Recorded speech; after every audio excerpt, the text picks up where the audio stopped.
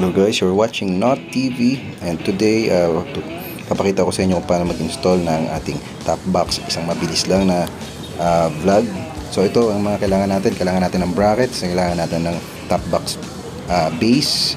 So tatanggalin natin itong stock na to dahil dyan natin ikakabit yung ating bagong bracket. So ayan yung top box base na mga kailangan dyan ipapatong. Dyan ikakabit yung ating top box. So ito yung nabili ko sa Lazada na top box bracket. So ayan, nabili ko lang yan ng 459 pesos dahil sale. So ayan, kinabit na po ang aking bracket. So kailangan siguraduhin natin hindi magalaw. So pag naikabit na at matibay na, ikakabit naman natin yung base, top box base. So sa top box base makikita nyo marami siyang mga butas na mga square. So itatapat nyo lang yan doon sa butas ng bracket. Then dyan nga ilalagay yung parang square na washer. Tatapat nyo lang at ilusot nyo na yung tornilyo. Then pag nailusot nyo yung tornilyo, check natin na hindi na siya magiging magalaw. So ayan po.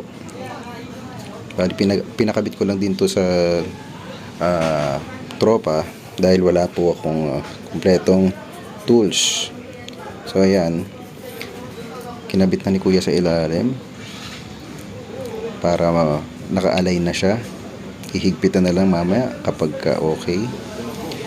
So ayan po, naiuwi ko na siya dito sa bahay namin at naikabit na lang matibay yung bracket at yung base.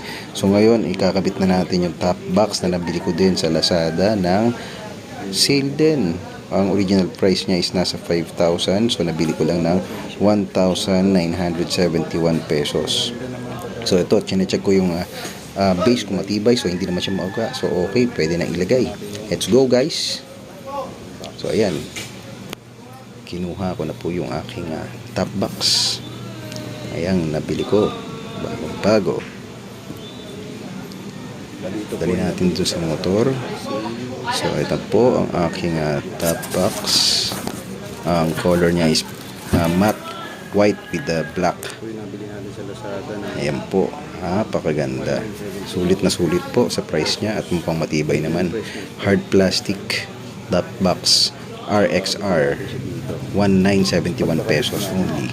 So yan, i-shoot na natin dun sa ating top box base.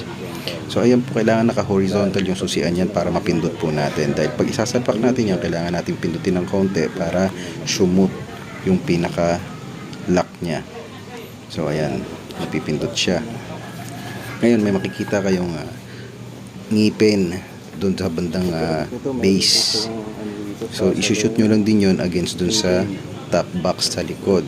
May mga ngipin yan po. Ayan po yung ngipin at yun yung ngipin naman ng top box. Isushoot nyo lang po siya at maging aligned lang siya. At pagka na-align na po siya, ayan po,